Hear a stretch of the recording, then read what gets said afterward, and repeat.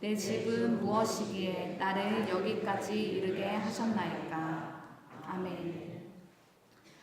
기도의 사람 하면 누가 생각나시나요? 저는 예수님 다음으로 다윗이 생각납니다. 다윗의 이름은 사랑받는 자라는 의미가 담겨 있는데요. 우리는 누구나 사랑을 받고 싶어 합니다. 특히 하나님의 사랑은 더더욱 그런 것 같습니다. 이름의 의미처럼 다윗은 하나님께 내 마음에 합한 자라 칭함받을 만큼 하나님께 특별한 사랑을 받았습니다. 하나님뿐만 아니라 사람에게까지도요. 장차 그에게 왕위를 빼앗길 사울이 그를 사랑하고 그로 인해 왕위 계승이 무산된 사울의 아들 요나단도 그를 사랑합니다. 그리고 그의 딸 미갈마저도 그를 사랑합니다. 히브리 성경에서 여인이 남성을 사랑했다는 이야기는 오직 사무엘상 18장 20절에만 발견됩니다. 이스라엘 백성들도 모두 그를 사랑합니다. 사무엘상 18장에는 온통 다윗이 사랑받았다는 말뿐입니다. 지금도 많은 이들이 성경에서 가장 좋아하는 인물로 다윗을 꼽기도 하고요. 이렇게 다윗은 독보적으로 사랑받습니다. 저는 이러한 다윗이 너무나 부럽습니다. 다른 건 몰라도 하나님께 특별한 사랑을 받은 사람 같아서요. 왜 그는 이렇게까지 많은 사랑을 받았을까요? 저는 다윗이 하나님께 사랑받을 만큼 흠이 없고 죄가 없다고 생각했습니다.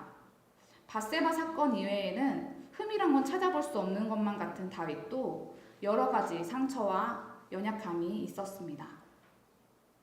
먼저 성경에는 다윗의 어머니의 이름은 나오지 않습니다. 그리고 다윗의 아버지 이새는 다윗의 존재를 까맣게 잊고 사무엘에게 소개시킬 생각조차 하지 않았습니다. 사무엘상 17장에는 전시 상황에 다윗에게 형들에게 음식을 가져다 주라고 심부름을 시키는 장면이 나옵니다. 게다가 중간에 몰래 먹기라도 할까봐 증표를 가져오라고 말합니다.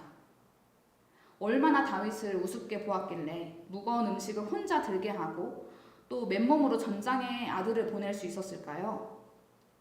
다윗은 아버지 이새로부터 자식 취급도 받지 못했던 것입니다.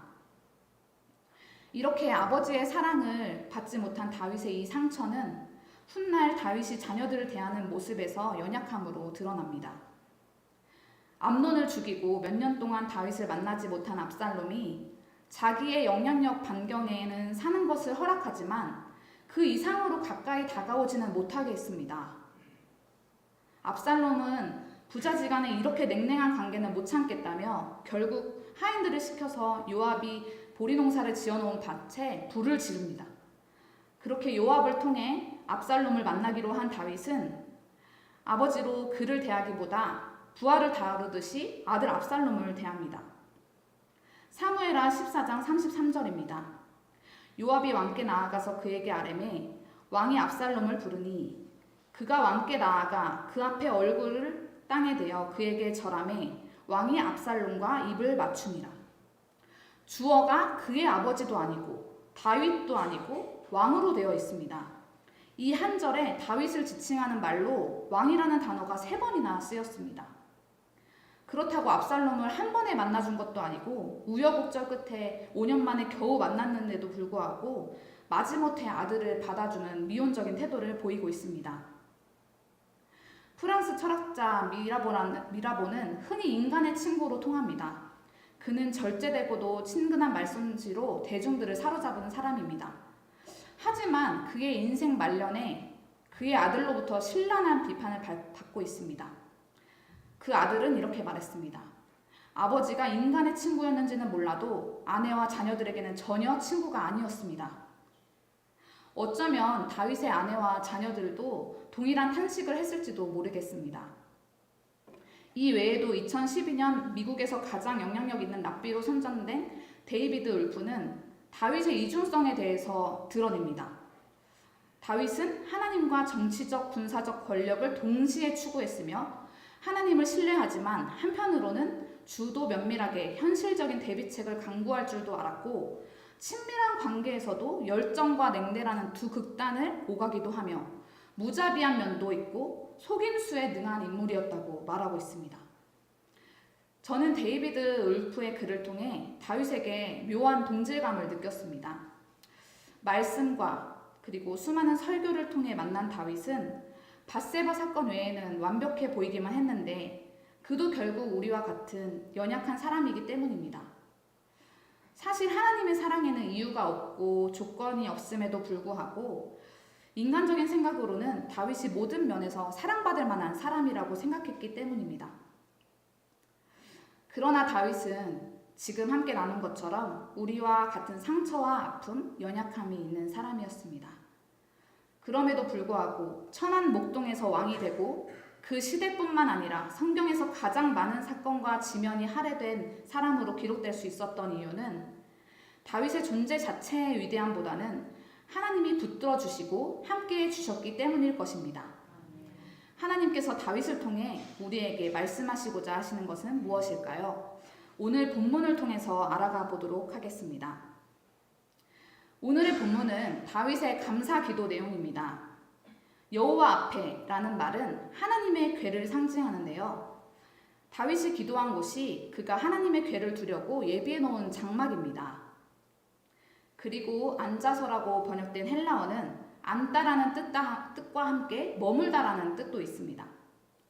그 당시 하나님의 궤 앞에서 사람들이 취하는 자세는 보통 서 있거나 아니면 무릎을 꿇는 자세였습니다. 아마도 이것으로 추정할 때는 다윗이 무릎을 꿇었을 것으로 보입니다. 그럼에도 불구하고 앉다라는 의미의 단어를 사용한 이유는 다윗이 시간을 내어서 오랫동안 그 궤 앞에 머물면서 기도하였음을 나타내기 위함입니다. 다윗을 흔히 그리스도를 예표하는 인물이라고도 하는데요. 다윗도 예수님처럼 하나님과 친밀한 교제를 나누고 있음을 상징하기 위해서 이 단어를 사용했다고 볼 수 있겠습니다. 우리 성도님들도 잘 아시다시피 다윗은 목동 시절부터 하나님과의 교제를 쌓아온 사람입니다. 블레셋과의 전쟁에서 본인을 말리는 사울에게 이렇게 말합니다. 또 다윗이 이르되 여호와께서 나를 사자의 발톱과 곰의 발톱에서 건져내셨은즉 나를 이 블레셋 사람의 손에서도 건져내시리이다.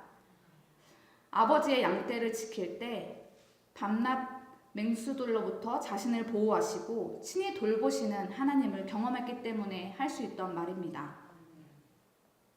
목동 시절뿐만 아닙니다. 다윗은 매 순간 하나님을 붙들고 의지하는 인생을 살았습니다.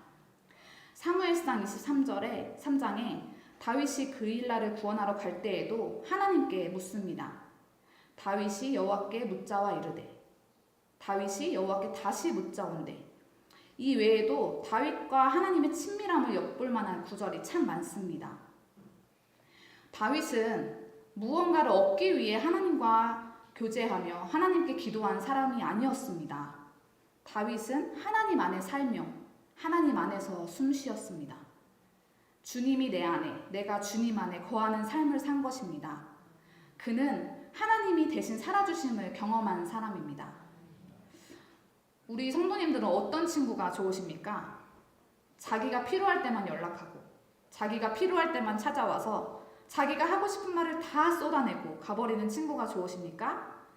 아니면 언제나 작은 것부터 큰 거 하나하나까지 공유하며 기쁜 감정도 슬픈 감정도 함께하고 내 이야기도 참 잘 들어주고 또 나에게도 본인의 얘기를 잘 털어놓는 친구가 좋으십니까? 당연히 후자일 것입니다.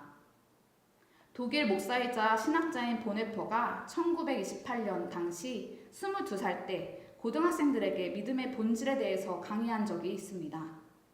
그는 이 강연에서 이런 말을 했습니다. 기독교의 본질은 종교와 관계에 있는 것이 아니라 그리스도라는 인물과 관계가 있다. 종교는 죽은 것이며 인간이 만든 것에 불과하다. 기독교의 핵심에는 전혀 다른 것, 바로 하나님 자신이 생생히 자리하고 있다. 기독교는 그분을 대면하는 것이다. 다윗은 하나님을 대면했습니다. 다윗은 하나님과의 관계를 자신의 삶의 우선순위로 삼았습니다.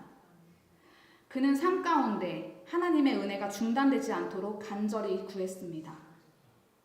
죄를 짓고 회개할 때에도 재산과 사회적 지위와 위신을 지켜달라고 기도하지 않았습니다. 구원의 기쁨을 회복시키시고 자신을 멀리하지 마시며 성령을 거두지 마시며 자신을 불쌍히 여겨달라고, 자신 속에 정한 마음을 창조하여 주시고 정직한 영을 새롭게 하여 달라고 기도했습니다.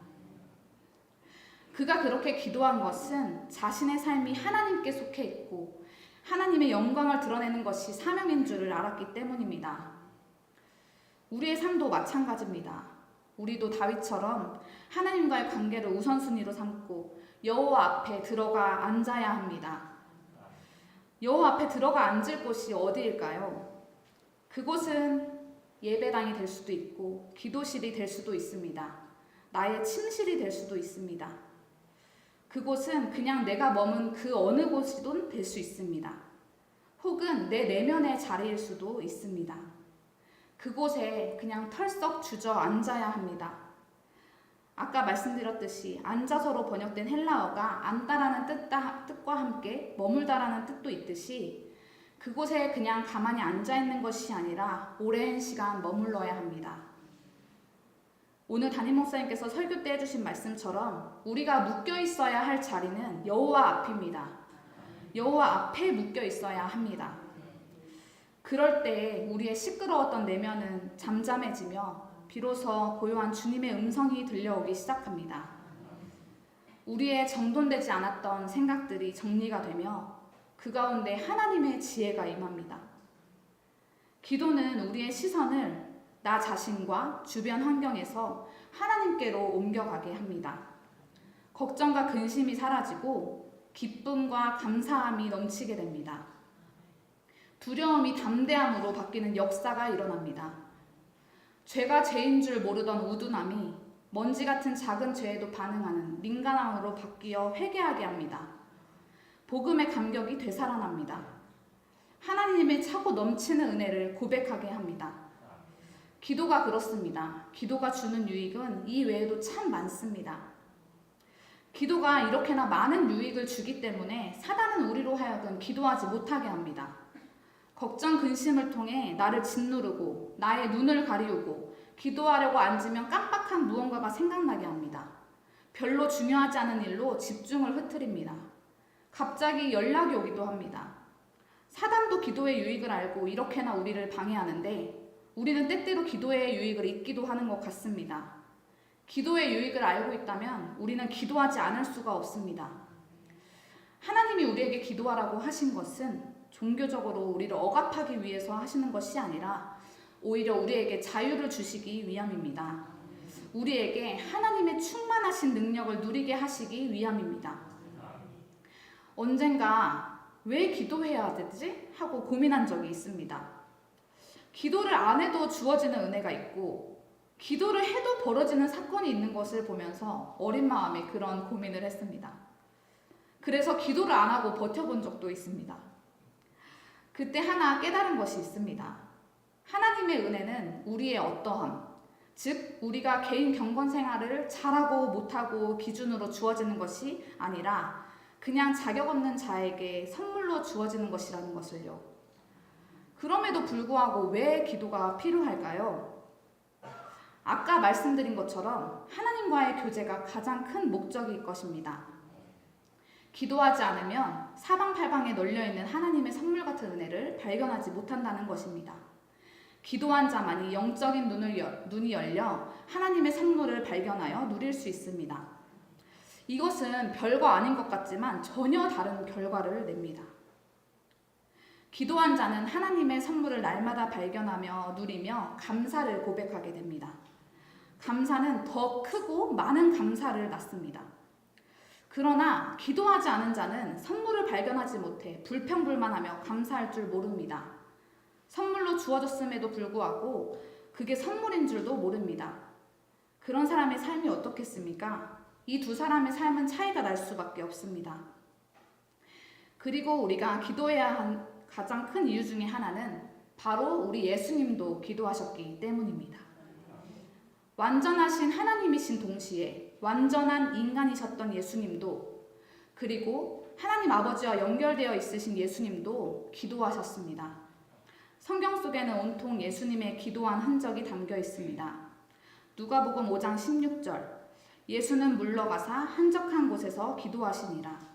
6장 12절 이때 예수께서 기도하시러 산으로 가사 밤이 새도록 하나님께 기도하시고 22장 41절 그들을 떠나 돌 던진 만큼 가서 무릎을 꿇고 기도하여 마가복음 1장 35절 새벽 아직도 밝기 전에 예수께서 일어나 나가 한적한 곳으로 가사 거기서 기도하시더니 마태복음 14장 23절 무리를 보내신 후에 기도하러 따로 산에 올라가시니라. 저물매 거기 혼자 계시더니 마태복음 26장 36절 이에 예수께서 제자들과 함께 겟세마네라 하는 곳에 이르러 제자들에게 이르시되 내가 저기 가서 기도할 동안에 너희는 여기 앉아 있으라 하시고 예수님도 이렇게 기도하셨는데 하물며 육신의 몸을 입고 있는 유한하고도 연약한 존재인 우리가 기도하지 않을 수가 없습니다. 이것만으로도 기도해야 할 이유가 너무나 충분합니다. 말씀을 마치기 전에 한 가지 짧은 간증을 나누고자 합니다. 온누리교회를 떠나 포트처치라는 교회를 개척하신 원유경 목사님이라는 분이 계십니다. 그 여자 목사님께서 6걸음이라는 책을 내셨는데 아무래도 제가 여자 사역자이다 보니 주변에서 그 책을 참 많이 추천해 주셨습니다. 그래서 궁금한 마음에 그 책을 사서 읽어봤는데 도전된 부분이 있습니다. 그것은 바로 맡은 부서를 위한 기도회를 꾸준히 해왔다는 것입니다. 모교회에서 초등부 교사로 섬길 때에도 그 당시 담당 전도사님께서 혼자 초등부실에서 기타를 치시면서 기도회를 하시던 게 교사로서 굉장히 인상이 깊었던 적이 있습니다. 그 기억이 맞물려서 저도 결단하게 되었습니다. 삶을 살면서 기도는 절대 땅에 떨어지지 않는다는 것을 경험하기도 했던 터라 마음을 먹고 혼자 토요일 저녁 8시에 기도회를 시작했습니다. 제가 첫 사역이기도 하고 교육부 사역을 처음 하기도 하고 어렵고 막막하여서 기도할 수밖에 없었습니다. 처음에는 혼자 찬양을 틀어놓고 1시간을 채워서 기도를 했습니다. 그렇게 몇 주가 지나고 아동부 교사 채팅방에 올려야겠다는 마음이 들었습니다. 그렇게 몇 번 공지를 하다 보니 총무님께서 마음의 감동을 받으셔서 함께 해주기 시작하셨습니다. 그렇게 저와 총무님은 1달, 2달 지나는 동안 같이 함께 마음을 모아 기도했습니다. 그 사이 아동부의 출석 인원이 2배로 늘어났다면 참 좋았겠지만 변화된 것이 하나 있습니다. 그것은 기도한 저와 총무님의 마음이 변화되고 아동부의 예배의 분위기가 바뀌었다는 것입니다. 누군가는 변화가 없다고 느낄 수도 있습니다. 하지만 기도를 한 사람의 입장에서는 작은 변화도 그냥 스쳐 지나가지 않았습니다. 선생님 한 분 한 분 그리고 아이들 하나이 이름을 불러가며 기도하다 보니 자연스럽게 저의 마음에 부서와 영혼들을 향한 사랑이 더욱 커져갔습니다.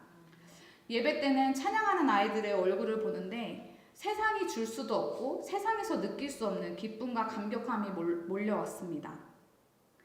총무님께도 가끔 솔직하게 얘기합니다. 총무님 기도하면 너무 좋은데 오기 전까지는 이번 주만 쉴까? 하는 생각이 든다고요. 허나 그 생각을 이기고 여호와 앞에 들어가 앉으면 그때부터는 하나님께서 그 기도회를 이끌어 가십니다. 매주 그것을 경험하며 놀라고 있습니다. 그 사실을 믿고 여호와 앞에 들어가 앉으시는 우리 성도님들 되시기를 진심으로 축복합니다. 그래서 우리 가운데 기도를 통한 간증이 차고 넘치기를 원합니다. 저는 청운교회가 참 좋습니다. 그리고 저희 담임 목사님도 참 좋습니다. 왜냐하면 청운교회는 기도하는 교회이며 또 기도하는 담임 목사님이시기 때문입니다. 청운교회에 저를 보내주셔서 더욱더 기도에 훈련을 시키시는 하나님께 참으로 감사드립니다. 요즘 저희는 항종직 선출을 위해 기도하고 있습니다. 지난 월요일부터 계속해서 특별 새벽 기도회가 이어지는 가운데 있습니다. 기도하는 청운교회 가운데 하나님의 마음에 합한 항종직 분들이 세워질 줄을 믿습니다. 이 시간을 통하여서 우리 가운데 기도하고자 하는 마음이 더 불일 듯 일어났으면 좋겠습니다. 우리 함께 기도하며 나아가겠습니다.